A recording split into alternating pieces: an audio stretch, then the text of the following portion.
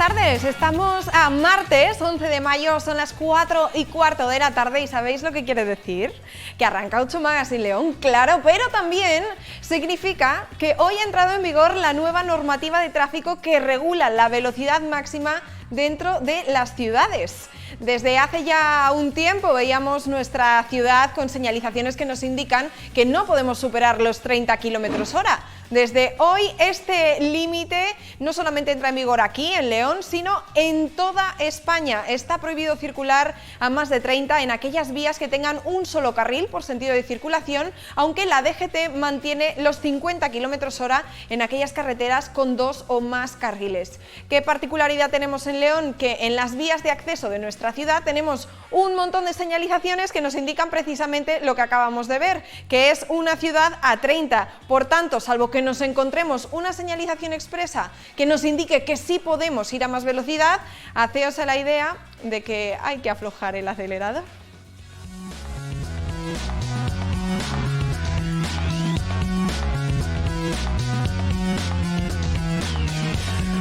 Atentos, porque si en casa hay alguien que piense que ir a 30 es muy lento y se está planteando que no, yo quiero seguir yendo más rápido, atentos a las sanciones, porque hay que tenerlo muy presente. Con este límite que tenemos de León Ciudad a 30, siempre que nos pillen superando, aunque sea solamente en 1 km/h, de 31 a 50 km/h, las multas ascienden a 100 euros. Si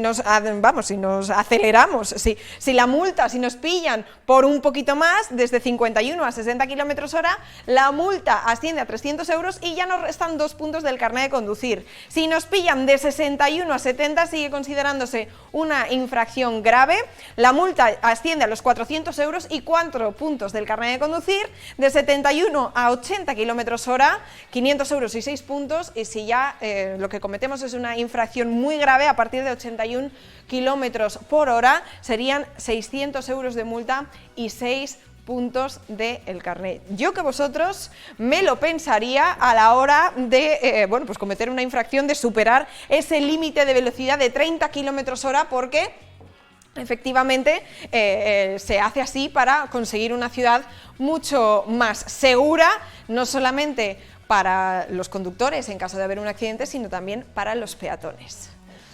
De unos peatones muy especiales vamos a hablar a continuación, algunos que vemos caminar a veces por sitios de lo más insospechados. Son los peregrinos del Camino de Santiago, que empezarán a hacerse cada vez más frecuentes, no solamente en las ciudades, sino también en las carreteras, después de unos meses muy difíciles y con muchas restricciones. Andrea, buenas tardes. Hoy vamos a hablar del propio Camino de Santiago y de los albergues, ¿no?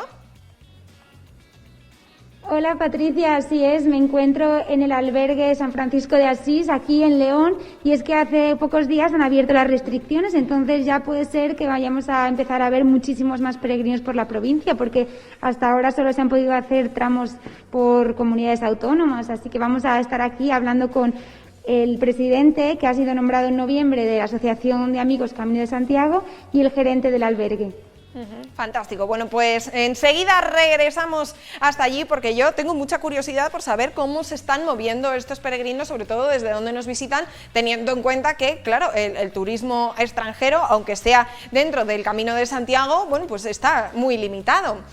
Bueno, vamos a hablar de otras muchas cosas a lo largo del programa de hoy. De hecho, vamos a tener la oportunidad de hacer un pequeño balance y tener en cuenta las previsiones con respecto a este nuevo estado en el que nos encontramos. Ya no es estado de alarma, se levantó, y en este momento post-COVID, post-estado de alarma, ¿qué nos pasa? ¿Cómo podemos reflotar esa economía, esa crisis que, por desgracia, tenemos a nuestro alrededor y nos envuelve? Bueno, pues con María Jesús Soto vamos a poder hablar de ello. También vamos a hablar del libro Juan Bautista Aznar. Ya me iba a confundir con el nombre de Luis Aznar, que es el autor de este libro y con el que tuvimos la oportunidad de charlar hace unos días. Es una obra que recoge la vida de este almirante, del almirante Aznar, y que en unos instantes también conoceremos. Además, vamos a tener la oportunidad de hablar de un tema singular, donde los haya. ¿Alguna vez os habéis parado a pensar de dónde viene el término aromaterapia? aromaterapia. ¿Qué significa? ¿Qué beneficios nos reportan esos aceites esenciales? Bueno, pues nuestra compañera Andrea Fergón también estuvo con un experto en la materia y hoy tendremos la oportunidad de verlo. Así que si estáis preparados, en casa también, vamos a arrancar.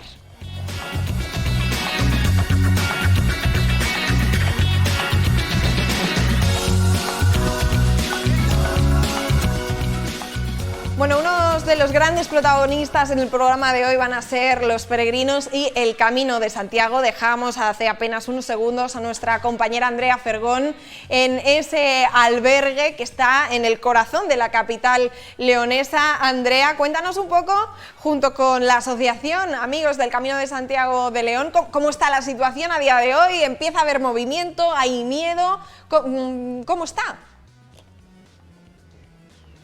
Pues aquí tengo a Anselmo conmigo, que es el nuevo presidente de la Asociación Amigos del Camino de Santiago, y él es ¿quién mejor que él que va a contar cómo es la situación del Camino de Santiago este año?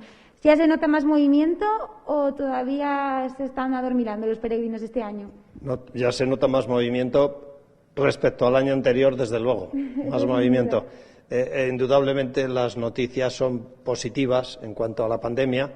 Ya estamos mucha gente vacunados. Parece que no ha venido la cuarta ola y la gente se va animando poco a poco, sobre todo a nivel nacional. Ya se empiezan a ver gente, sobre todo, ¿de qué lugares de España? Sí, prácticamente de todos los sitios de España, pero claro, fundamentalmente pues de Madrid, de Cataluña, del País Vasco, del propio Castilla y León, Valencia, de todas partes ya van viniendo para hacer el camino, porque ya se va ganando en confianza. Hasta entonces, ¿qué era lo que hacían los peregrinos cuando las restricciones estaban cerradas? No venir. Es decir, pues las normas sanitarias hay que cumplirlas. A nosotros nos llaman muchas veces y muchos días y mucha gente preguntando cómo es el tema cómo está la situación del camino, y evidentemente siempre les recomendamos que las normas sanitarias están por encima de todo. Es decir, que no se pongan en camino, el camino no se lo va a llevar nadie, que no se pongan en camino hasta que la seguridad de las normas sanitarias no lo permitan. Con lo cual, pues la gente es responsable y no suelen hacerlo. Hay alguno que a lo mejor lo hace por su cuenta, pero estaba muy apagadito por el tema sanitario. Sí, además, este año teníamos muchas esperanzas en que fuera a ser normal y era año jacobeo, entonces había muchos planes que se han tenido que posponer. Y el año jacobeo, que es cada año que coincide el 25 de julio en domingo, se ha alargado y va a ser durante el 2021 y durante el 2022. ¿Cuáles son las celebraciones, eventos que vais a tener organizados para este tiempo? Bueno, vamos a ver, el que viniera el año santo jacobeo en el 2021 había ya muchísimas cosas preparadas. Era todo un evento. Al venir la pandemia, lo que se ha hecho, el Papa autorizó a que fuera también el año 2022. El año 2021 pues habrá pocas actuaciones, poco nivel, porque todavía el número de peregrinos no será muy bueno, no será muy fuerte. Pero para el año 2022, ¿cómo se continuará? Bueno, pues hay previstos bastantes cosas desde el punto de vista de instituciones, que se van a hacer pues desde conciertos, exposiciones, conferencias y una serie de cosas. Y luego, desde el punto de vista nuestro local, de la asociación nuestra, pues hay previsto un ciclo de cine, conferencias, un par de conciertos, exposición fotográfica, en fin, va a haber muchas actividades alrededor del camino. Normalmente todos los años las hay, pero este año con más motivo. ¿Cuáles son las previsiones que se tienen para este año? ¿Ya hay reservas? ¿Ya hay gente que lo está planeando para el verano? ¿O todavía no se sabe? ¿Es incierto, tan incierto como nuestro futuro últimamente? No, por el número de llamadas que tenemos para información, creemos que esto va a ir poco a poco progresando hacia arriba. El primer semestre, el primer cuatrimestre, se puede decir que ha sido muy escaso, pero de cara al segundo semestre pues se prevé, tanto, insisto, por las llamadas de información como por el mismo paso de peregrinos, pues que va a ir increciendo continuamente.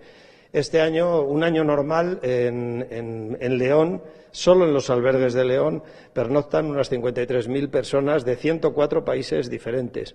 Eso hasta el año 2019. En el 2020 todo eso se paró en seco. Se quedó en un 10-12% de un año normal, aprovechando los meses de verano que hubo menos incidencia de la pandemia. Para este año, como creemos que este segundo semestre va a ser más positivo, pues calculamos que serán unos 35.000 peregrinos de los... decía antes, por aclarar, son 53.000 que pernoctan en León, pero en la provincia, todos los que van empezando y se van incorporando, más los que no pernoctan en León, más los que van a hoteles, calculamos unos 100.000. Bueno, pues este año en la provincia de León calculamos unos 35.000 que van a pasar por esta provincia, que van a hacer el Camino de Santiago. O sea, mucho menos del 50% este año todavía. Por último, me gustaría preguntarte en qué consiste la asociación Amigos de Camino de Santiago, que además, Pulcra Leonina, que es el nombre de León, que además me acabas de comentar que sois los más numerosos de toda España, de las 40 y pico asociaciones que hay repartidas por España. Así es, sí. Aquí es una asociación que acabamos de cumplir 25 años de existencia. Está totalmente consolidada. Somos 600 socios, con lo cual es la más numerosa de España hoy por hoy. Y, bueno, pues hacemos multitud de actividades. Nuestra función principal es la seguridad del peregrino, tanto en información, que lo hacemos facilitándoles en nuestra sede, o bien vía telefónica o bien vía Internet, les facilitamos toda la información, más luego vigilar los tramos del camino que nosotros controlamos para que estén en perfectas condiciones y no haya inseguridades para ellos, que la seguridad sea máxima. Y luego, claro, de orden interno, una asociación de tanta gente, pues tiene una vida interna importante. Y en esa vida interna tenemos desde salir a hacer etapas en el camino por los distintos caminos de Santiago. También tenemos un espacio cultural, es decir, hacemos visitas culturales a museos, lo que es el patrimonio en su conjunto, más luego lo que comentaba hace un momento, pues ciclos de cine, ciclos de conferencias, en fin, tenemos un coro. Es decir, hay mucha vida alrededor de la propia asociación. Y tenemos una revista, El Senderín, que también es un poco el escaparate de todo lo que hacemos. Ya es muy importante toda esta labor, considerando que por León pasan 7 caminos de Santiago diferentes, me has dicho, ¿verdad? Sí, en León o se incorporan, pero hay 7 caminos diferentes que confluyen en León. El principal, evidentemente, es el Camino Francés, que es el que se lleva la palma de todo, pero bueno, luego hay otra serie de caminos que también circulan por nuestra provincia, con lo cual estamos totalmente sembrados de Camino de Santiago. Pues muchísimas gracias, Anselmo. Esperamos que os animéis a hacer el Camino de Santiago este año. Si tenéis alguna duda, solo tenéis que llamarles, que estarán encantados de informaros, de daros todo lo que necesitéis para animaros a hacer el Camino de Santiago, que además están con muchas ganas, ¿verdad?, de recibir peregrinos. Por supuesto, lo llevamos en los genes como peregrinos, sí. Pues eso es todo por la parte del Camino de Santiago. Luego vamos a enseñaros las instalaciones de este albergue y a hablar con el gerente Javier para que nos cuente un poco pues cómo está siendo la afluencia de peregrinos. Perfecto. Aquí. Muy bien, pues muchísimas gracias, Andrea, también a Anselmo por hacernos un poco esa radiografía de cómo está ahora mismo el Camino de Santiago. Te voy a pedir, Carlos Ochoa, compañero, que nos vuelvas a poner ese rótulo donde vienen los 2 teléfonos de información de la asociación, ahí lo tenemos, gracias, de la Asociación de Amigos del Camino de Santiago. Si nos estáis viendo desde algún lugar que no sea León provincia y estáis pensando en hacer alguna etapa del Camino de Santiago que atraviese, bueno, pues nuestra tierra, si tenéis alguna duda, aquí tenéis tanto el fijo como el teléfono móvil para contactar con la asociación y salir de dudas. Como nos ha dicho Anselmo, lo más importante es tener esa seguridad sanitaria de no reunirnos con demasiada gente, planificarlo todo muy bien, tener organizadas las paradas, porque la seguridad, la salud es lo primero. De todos modos, nosotros os invitamos a que nos visitéis en la provincia, que os recibiremos con los brazos abiertos. Tenemos muchas ganas de empezar a recibir gente de distintos puntos, no solamente del país, sino de todo el mundo, que nos gusta mucho.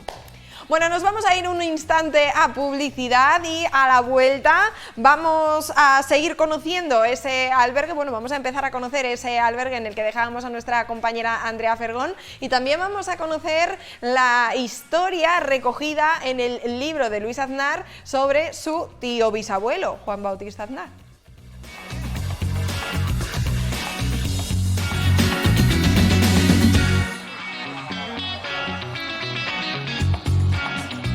Bueno, pues pasan 8 minutos de las 4:30 de la tarde. Dejábamos a nuestras compañeras Andrea y Rebeca en el albergue San Francisco de Asís de la capital leonesa, porque es verdad que los últimos meses han sido muy difíciles y ahora hay previsión de que poquito a poco vayamos recuperando el movimiento en el Camino de Santiago que atraviesa nuestra provincia. Andrea, ese albergue está preparado, han tomado muchísimas medidas y ahora lo vamos a ver para que, oye, quien se esté planteando animarse, esté tranquilo en casa.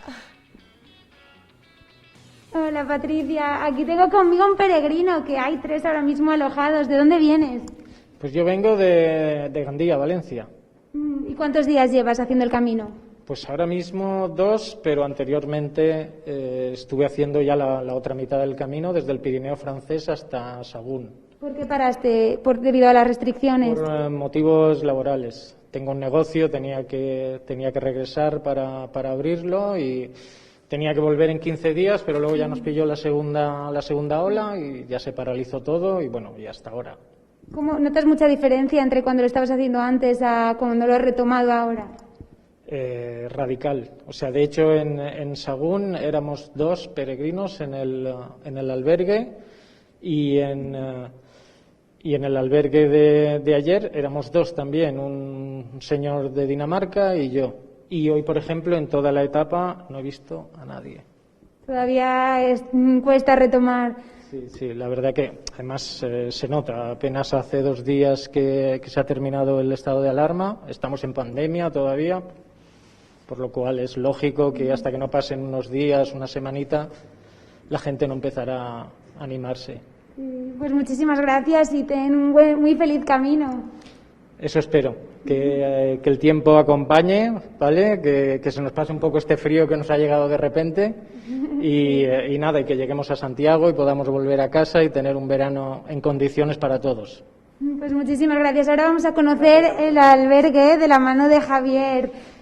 Javier, ahora tenemos 3 personas, como hemos dicho. ¿Estás notando mucho más movimiento o todavía nada? Bueno, nosotros de hecho llevábamos abiertos ya estos meses de atrás y algún peregrino ha venido en abril y ahora pues estamos empezando a notar también, pues como comentaba el peregrino, el levantamiento del estado de alarma, pues que la gente se está animando un poquito, están llamando ya para hacer reservas, para preguntar si estamos abiertos. La gente pues tiene ahora la duda, sobre todo, de encontrarse que haya albergues suficientes en el camino abiertos para que puedan completar las etapas. ¿Este año qué se considera un buen mes o incluso un buen día en cuanto a reservas? Pues, a ver, nosotros hemos tenido ahora ya algún día de 8 peregrinos, ¿no? Y el mes pasado que tuvimos casi 40 peregrinos, pues ya nos parece un mundo, ¿no? Pero bueno, yo espero que en los próximos meses, ahora irá poco a poco la gente animándose y en los próximos meses pues haya más reservas y bueno, pues no va a ser lo que era un año normal, pero yo creo que la gente tiene ganas de salir, hacer el camino y bueno, y va a encontrarse en nuestros albergues pues seguridad también, ¿no? Vamos a cumplir las normas sanitarias que nos recomiendan y bueno, en ese sentido los peregrinos tienen que estar tranquilos de que van a llegar los albergues y van a estar seguros. ¿Cuál es la capacidad que tenéis? Bueno, vamos a ir recorriendo un poco el albergue, pero cuéntanos cuántos albergues pueden alojarse ahora y cuántos podían antes. Peregrinos, tenemos una capacidad para 70 peregrinos y ahora mismo pues en la situación que estamos ahora mismo en el grado 4, pues la capacidad es de 1/3, ¿no? Serían unas 23 personas aproximadamente. Y bueno, y con los aforos limitados en las habitaciones, con la separación que nos recomiendan ahora mismo. Nosotros, de todas maneras, nuestras habitaciones compartidas son pequeñas, son para 4 personas o 6 a lo sumo. Y luego tenemos también pues la posibilidad de que puedan alojarse en habitaciones dobles o individuales, con lo cual ahora pues para esta situación que tenemos de pandemia, pues hombre, es bastante recomendable no masificación en las habitaciones, y entonces nuestro albergue yo creo que en ese sentido lo llevamos por delante, ¿no? Porque es legal, ¿no? Estar durmiendo en la misma habitación. ¿Es obligatorio el uso de mascarilla? Sí, a ver, ahora mismo el aforo no está limitado, ya te digo, en la ocupación total a 1/3, pero en las habitaciones al 50%. Entonces, por ejemplo, una habitación que puede ser de 4, pues tenemos a 2 personas para que se mantenga una distancia. Luego, el uso obligatorio de la mascarilla es en zonas comunes, ¿no? Y luego, pues si vinieran pues de la misma familia o vinieran juntos, pues sí pueden alojarse en la misma habitación, pues mayor número, ¿no? Hasta 4, ya te digo que normalmente en nuestras habitaciones compartidas, y luego si viene una pareja en una habitación doble, pues tiene su privacidad, y todas las habitaciones tienen su baño privado, que eso también pues minimiza el riesgo de poder haber algún contagio. ¿Cuál es el perfil de peregrino que estamos encontrando durante este año? Pues principalmente nacional, y están empezando muchos en León. Bueno, León de todas maneras es un lugar de comienzo del camino habitual, pero parece que estamos notando que nos están llamando más gente que va a empezar en León, y la gente que está viniendo que empieza en León, y principalmente nacional. El extranjero, alguno ha venido, pero bueno, seguramente este año el peregrino extranjero pues se va a quedar limitado seguramente, porque dependerá también pues de las circunstancias de cada país, de las vacunaciones, y eso pues lo iremos viendo a lo largo del año. Ahora mismo tenéis a un chico de Valencia que acabamos de conocer y 2 más nacionales, ¿verdad? Sí, 2 más nacionales que son de La Coruña, y estos días de atrás pues ha habido gente, ya te digo, nacional, y algunos han empezado en Pamplona, en Burgos, y ya te digo, la mayor parte en León. Y no sé si este año también, el año pasado lo que notamos cuando se inició otra vez en el verano la peregrinación, pues que hubo también algo más afluencia, en nuestro albergue por lo menos, de peregrinos en bicicleta, que es algo que también seguramente se produzca este año, porque ante la duda de qué albergues están abiertos o no, pues la bicicleta te da una facilidad para que si tienes que hacer algún kilómetro más lo puedas hacer, cosa que caminando pues ya es más problemático. Vuestro albergue San Francisco de Asís forma parte de una serie de albergues que forman parte de los capuchinos, ¿verdad? Sí, pertenece a la Orden de Hermanos Menos Capuchinos. Hay un par de albergues, otro en Estella, en Rocamador, y nosotros a su vez pues pertenecemos a una red privada de albergues a nivel nacional, que bueno, pues son unos albergues, digamos, recomendados, que cumplen unos mínimos estándares de calidad, para que el peregrino pues se sienta satisfecho y bien atendido. Por ser peregrino no quiere decir que se le tenga que tratar peor que a otro turista o que a otra persona que quiera desplazarse, ¿no?, y alojarse en un establecimiento. Al contrario, nuestro albergue pues pretendemos que cuando llegan aquí pues darles un servicio completo, en todos los órdenes, una información completa al peregrino, y además pues ahí también se hace una labor digamos espiritual, ¿no?, del camino, y tenemos aquí precisamente a un hermano franciscano capuchino que todos los días pues se pasa por aquí por las tardes para todos los peregrinos que necesiten, pues cada uno tiene su fin en el camino, y que necesita una atención espiritual, pues la atiende espiritualmente también, o sea que es un complemento más al camino. Pues muchísimas gracias, Javier, por abrirnos el albergue, por enseñarnos estas instalaciones que me parecen súper buenas, sobre todo cuando vienes cansado de una intensa jornada de caminar, unos colchones comodísimos, el comedor con todo lo necesario, y sobre todo, y muy importante, que se estén cumpliendo las medidas y que los peregrinos pues se puedan sentir cómodos en los días que corren.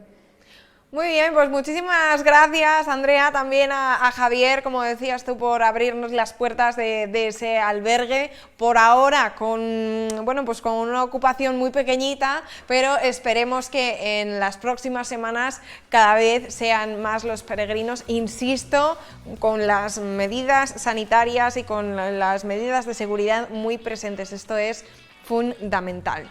Vamos ahora a hablar de libros y vamos a hablar de un libro en particular, el libro de Juan Bautista Aznar, que ha publicado recientemente. Luis Aznar estuvo hace unos días con nosotros porque sucede algo, y es que en esta casa nos gustan los libros de todo tipo. Habitualmente hablamos pues de novela histórica, de novela de ficción, de novela con historias de amor, y muchas veces tenemos poca oportunidad de conocer títulos como como este, que recogen la historia de un protagonista, de un personaje real, no ficticio, y que tiene algún tipo de vínculo con León, y este vínculo es Luis Aznar.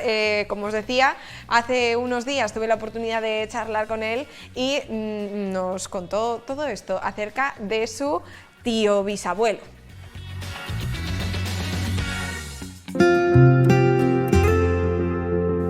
Hay libros, hay títulos que nos enganchan por esa historia fantasiosa, por esas hazañas que se consiguen en mundos fantásticos, pero hay otros, como es este caso. Luis, ¿qué tal, cómo estás? Muy bien, muchas gracias. Que nos conquistan precisamente porque nos dan a conocer personajes que han sido muy relevantes en la historia de nuestro país, como es el caso de Juan Bautista Aznar, que además de ser común a todos los españoles, para ti tiene un significado especial porque era tu tío bisabuelo. Efectivamente, es un antecedente histórico mío, y a pesar de la distancia en el tiempo, pues yo lo he vivido muy intensamente por las historias, las cuestiones que mi padre, sobre todo, nos ha ido contando a lo largo del tiempo.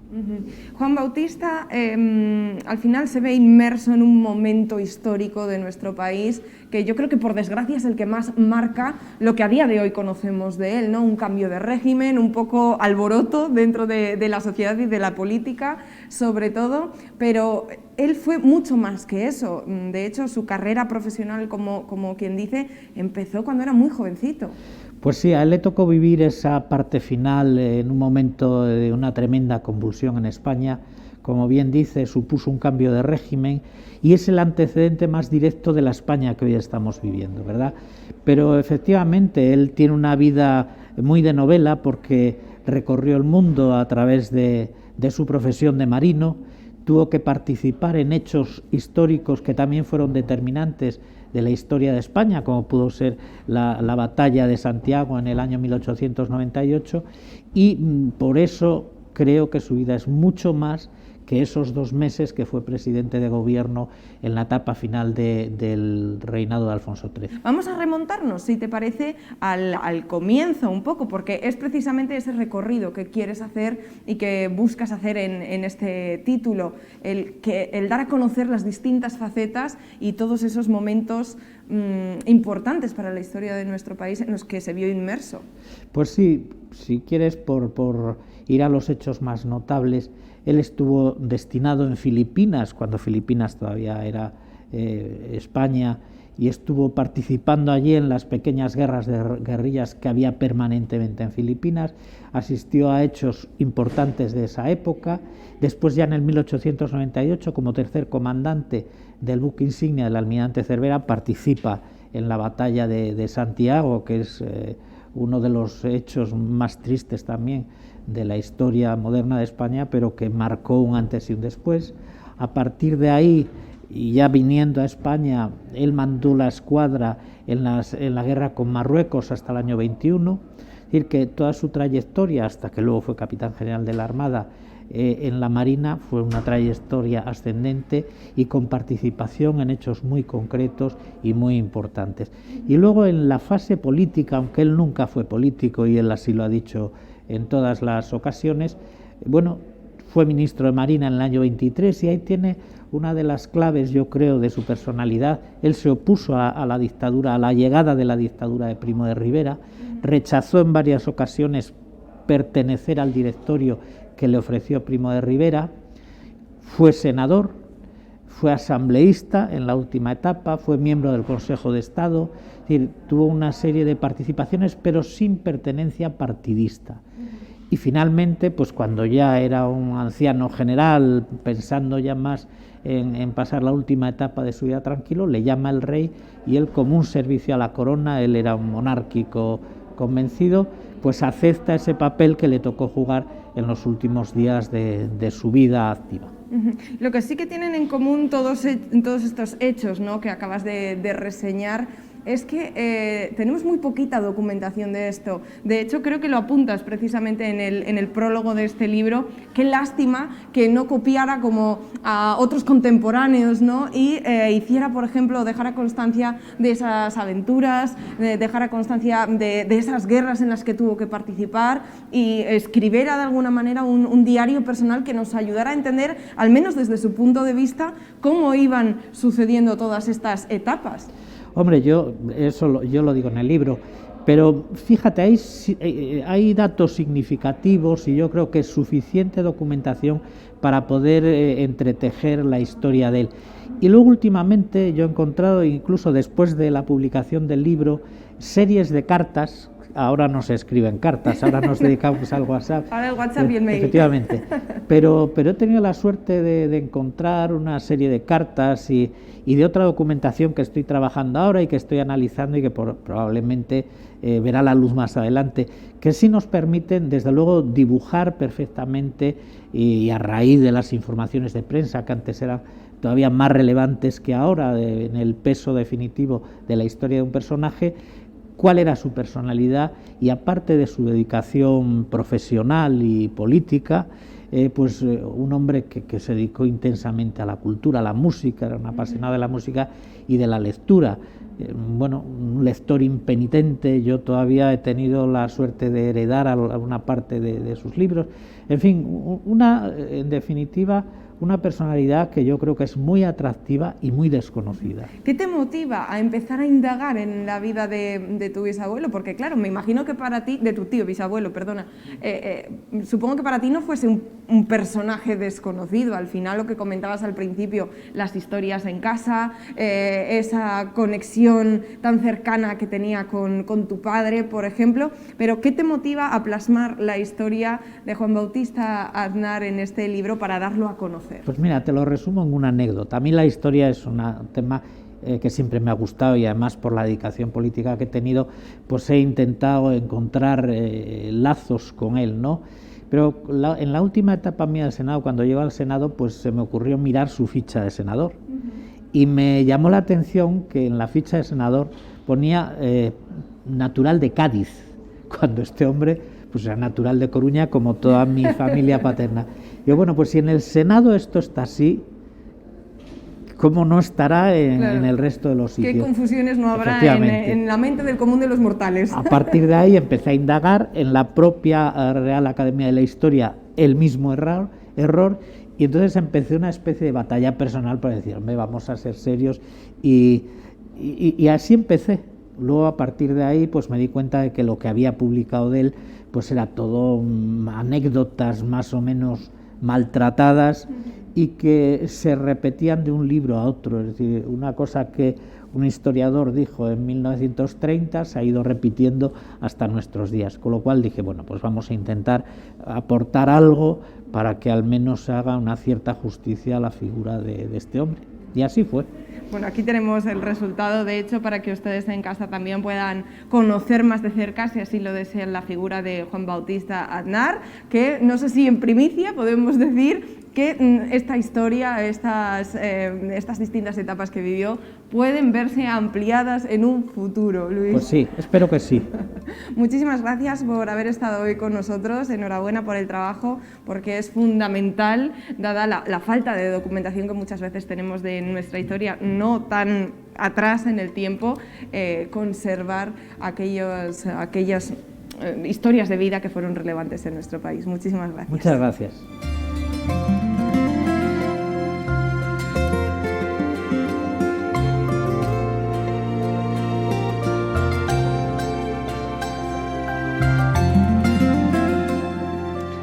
Pues damos por concluida esta parte de nuestro magazine, se nos va terminando el tiempo por hoy, así que nos vamos unos minutos a publicidad y a la vuelta hablamos de cómo afrontar esta nueva etapa post-estado de alarma en términos económicos fundamentalmente. Enseguida lo hacemos con María Jesús Soto.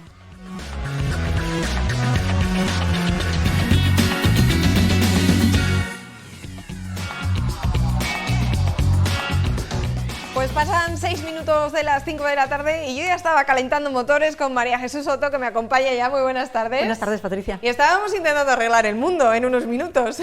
No. Yo iba a decir que el mundo tiene arreglo en lo que lo tiene y en lo que no, pues hay que lidiar con ello, ¿eh? Entonces, y todo pasa por hacer las cosas bien.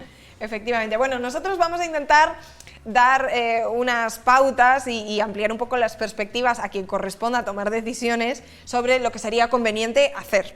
Vamos a empezar, si te parece, porque estábamos justo comentando lo que sucedió este pasado fin de semana, que ya sabéis que a mí me indigna profundamente, acerca de lo importantísimo que es la responsabilidad individual de cada uno de nosotros para no perpetuar la crisis sanitaria y que podamos salir por consecuencia de la crisis económica. Bueno, sí y no. Es decir, yo no estoy tan indignada con lo que hemos visto porque entiendo al ser humano, y lo dice alguien que los que me conocen bien saben que yo no salgo, no bebo, no sé lo que es un botellón, no sé nada porque no me va, ni con el carácter, no me divierte, no. Entonces, que lo diga yo y muestre comprensión por aquellos que sé que necesitan eso, pues puedo entenderles, ¿vale? Lo que tiene que apelar su sentido de la responsabilidad es que ya lo has hecho un día, te has desfogado, déjalo ya.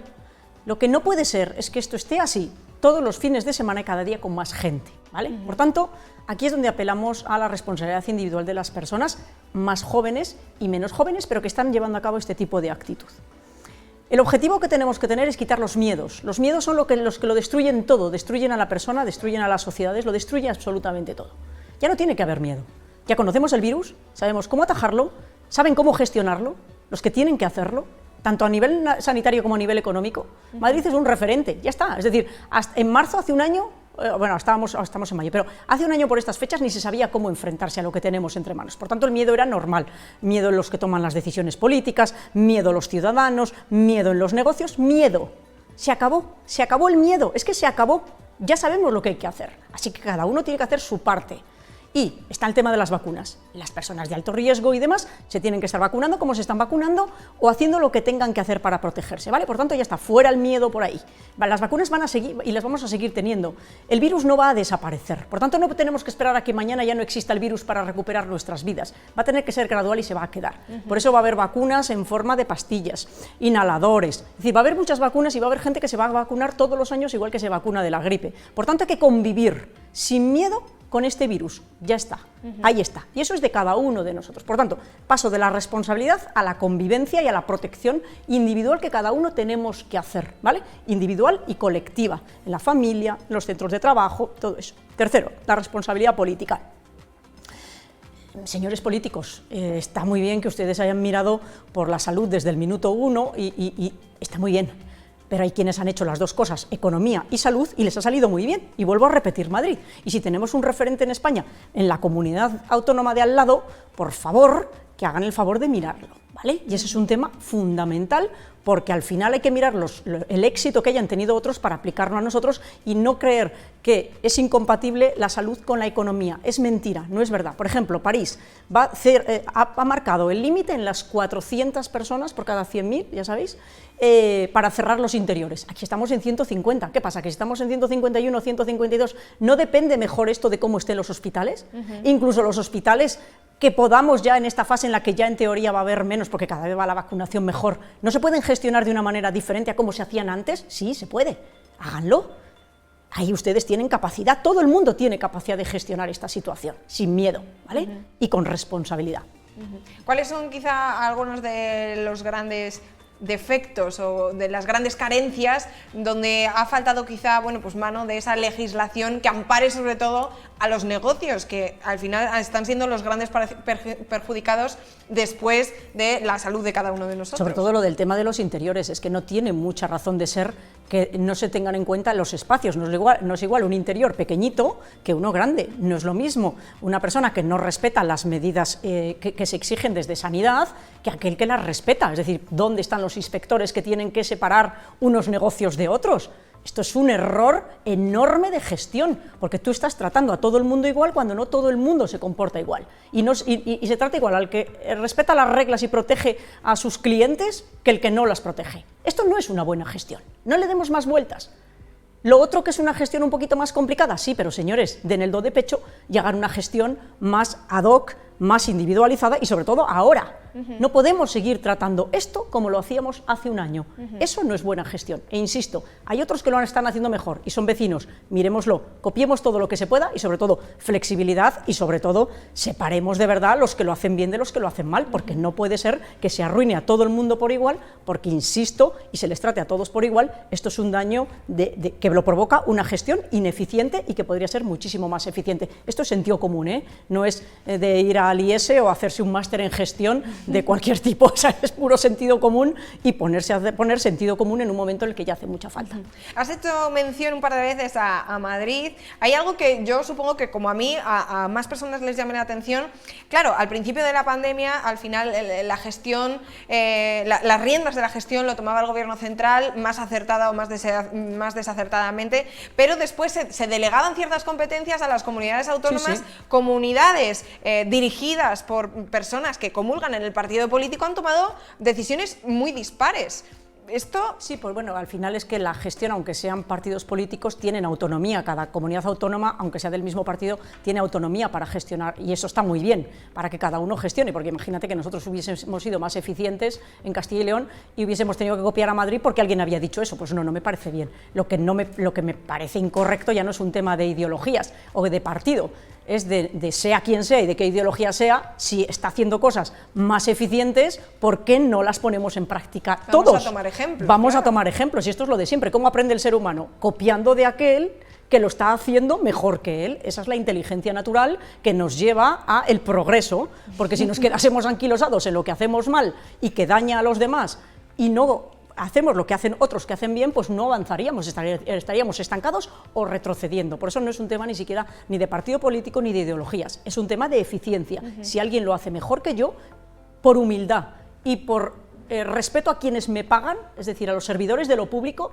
tengo que hacerlo con más eficiencia de lo que lo estoy haciendo, cuando además me lo están demandando por desde todos los ángulos, ¿no? Insisto, y es puro sentido común, solo hace falta trabajar con intención de mejorar y discriminar los que lo hacen bien de los que lo hacen mal, sobre todo en el mundo de la hostelería de interiores, que es donde más daño se está causando en estos momentos. Y una vez que esas medidas se han tomado de manera dispar, ¿qué repercusión puede haber? Porque antes de la pandemia ya había bastantes desigualdades en materia de lo económico, en cómo se generaba empleo, en población, entre unas comunidades y otras. Ahora que además yo creo que se ha incrementado más, ¿no?, esa desigualdad. Los daños económicos son enormes. Es que además, puede tener? No gestionar esto ya sabemos lo que es. Más destrucción de empleo, si hay más destrucción de empleo y de negocios, luego recuperar es más difícil. Y aquí tengo que sacar lo que me caracteriza desde hace 30 años, que me dedico a todas estas cuestiones, la educación económica y financiera. ¿Sabes, señores?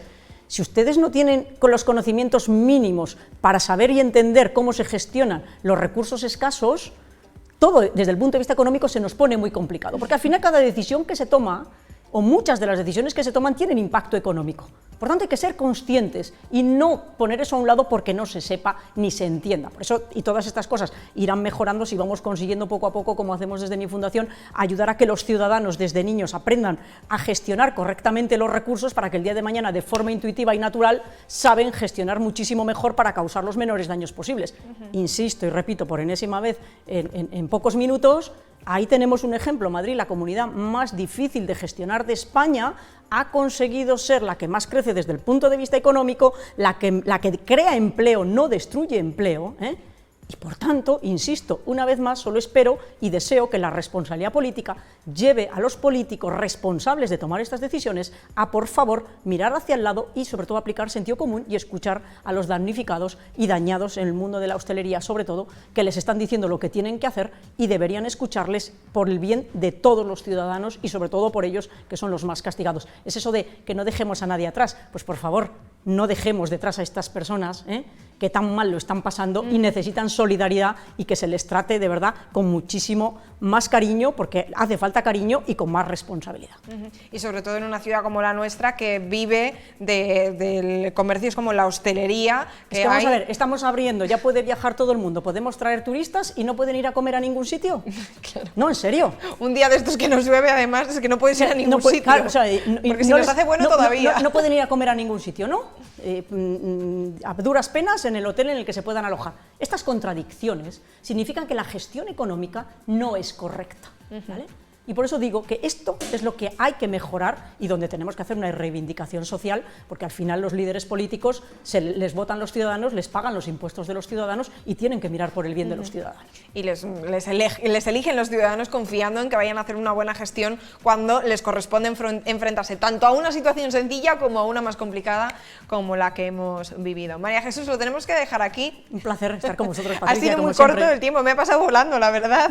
Podríamos estar charlando un ratito más. Bueno, esta es tu casa, ya lo sabes. Lo sé, muchísimas Siempre gracias. que quieras, tienes las puertas abiertas. Gracias, Patricia. Muchas gracias. Y nosotros, bueno, después de intentar ordenar un poco las ideas y sobre todo dárselas a quien esté escaso de ellas en materia de gestión, vamos a conocer a, bueno, pues una persona experta en aromas naturales. Es un leonés que lleva toda la vida dedicándose a explorar, bueno, pues cuáles son esos beneficios que podemos extraer de los aceites esenciales, por ejemplo, y de qué manera nos repercute en nuestro organismo. Pues nuestra compañera Andrea Fergón ha estado con él. No sé si serán capaces en apenas unos minutos abrirnos las puertas a este mundo. Alberto Bosque es naturólogo, tiene 76 años y lleva toda su vida dedicada al mundo de los aromas y de las plantas naturales. Sabe más que nadie de todo este mundo. Y él me ha dicho que esta conversación que vamos a tener hoy puede dar para 80 programas. Pero tenemos un reto y es resumir para todos nuestros telespectadores qué es la aromaterapia en 5 minutos. ¿Qué es la aromaterapia, Alberto? La aromaterapia consiste simplemente en conocimiento de las plantas, qué es lo que hace cada planta en el sentido, inmunológico, en el sentido de emocional, en el sentido de todo tipo que el ser humano participamos, hacemos y convivimos. Si yo a usted le digo, no, la aromaterapia no sirve para nada, ¿cómo me lo defendería usted? Bueno, la aromaterapia, ten en cuenta que esto viene de hace 400 años, o sea, no nació ayer ni antes de ayer. Sé perfectamente bien que hay contradicciones, pero continuamente, o sea, y te pongo un ejemplo gráfico y claro. Estuve viendo un tema que estaban hablando de la aloe vera, y resulta que entrevistó a un catedrático creo que era de Sevilla y tal, y le habló maravillas. Y habló con otro y le dijo que era maravilloso para otro montón de cosas. Y luego llegó a un profesor de no sé qué universidad, de no sé qué sitio, y dijo que no valía para nada. Yo sé perfectamente lo que es el aloe. Es cierto que tiene un componente nocivo, que es la eloína, que sí es cierto, pero que se quita. Incluso uno de los catedráticos le habló y le dijo, puede ser esto muy, muy bueno para aliviar el tema, incluso curar el cáncer. Dice, el tema está en saber la proporción, porque si se expone mucho se puede morir antes, y si se pone poco no lo hace. Y estamos en los estudios a ver cuál es la cantidad para poder curar el cáncer. Pero eso lo dice un señor que está preparado para ello. Y como luego va y llega otro y dice, no, eso no, eso es un engañatontos. Coño, que no es así, es que es falso. ¿Qué fue lo que le convenció cuando era niño para saber que los aromas funcionaban? Yo recuerdo perfectamente que mi abuela me decía, Albertito, mira a ver que el abuelo ya está roncando. Y yo me iba a buscar mejorana allí al monte y iba a la mejorana, le metía al pobre abuelo allí en la cazuela con la toallita y los vaos y el abuelo dejaba de roncar.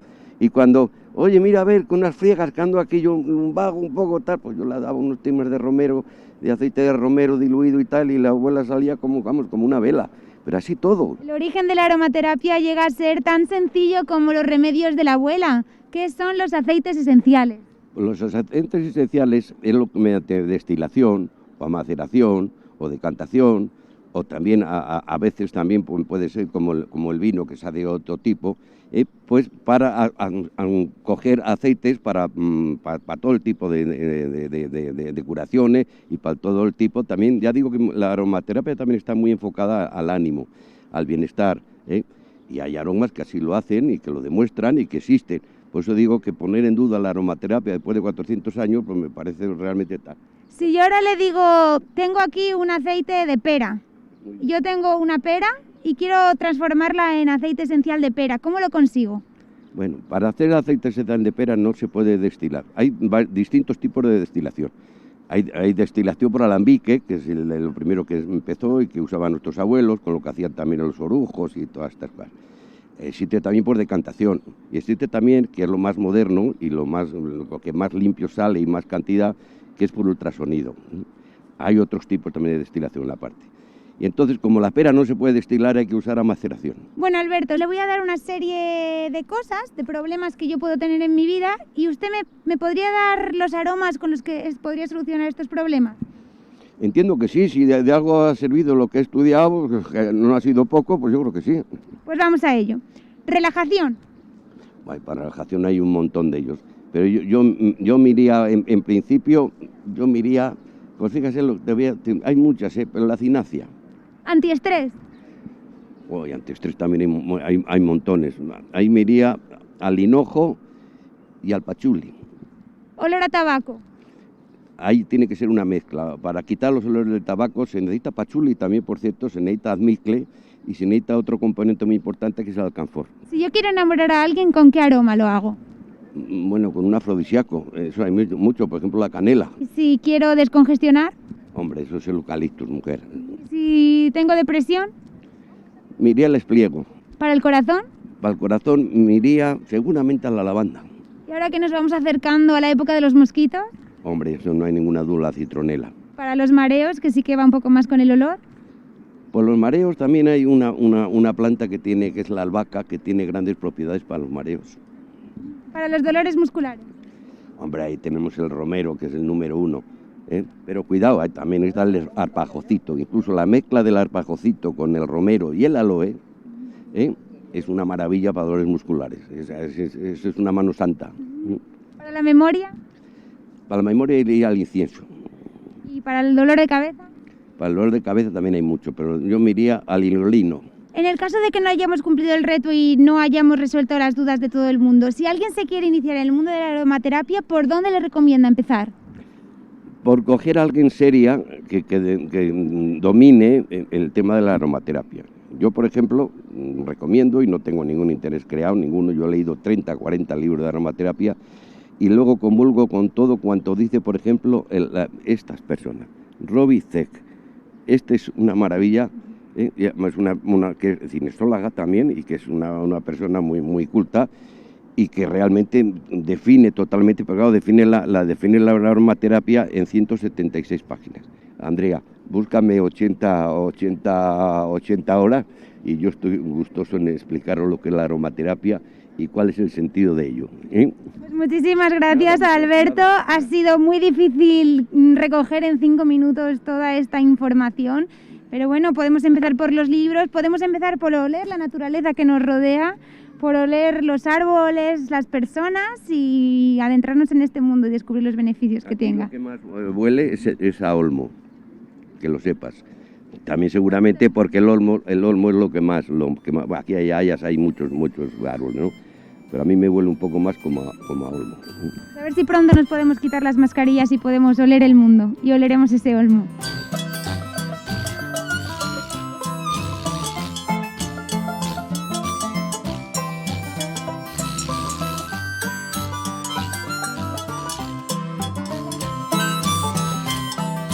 Bueno, espero que ya hayáis tomado buena nota de cómo extraer esos aceites esenciales y qué tipo de plantas os benefician para combatir algunos problemas, como es, por ejemplo, en mi caso, el estrés, que está súper presente. Antes de irnos, quiero hablaros de la batidora manual de Evo Home Tasty Mix. Es el mejor aliado que puedas tener en la cocina porque bate, tritura y pica todo tipo de alimentos. Tiene un motor con hasta 1000 vatios de potencia, sus cuchillas de acero inoxidable giran a gran velocidad y además viene equipada con un montón de accesorios. Tiene varios recipientes, un accesorio para mezclar, otro para prensar patatas, por ejemplo, y una vez que habéis cocinado, lavar esta máquina es súper fácil porque se desmonta y en un momento lo tienes hecho. Tenéis toda la información en la página web www.evohome.com.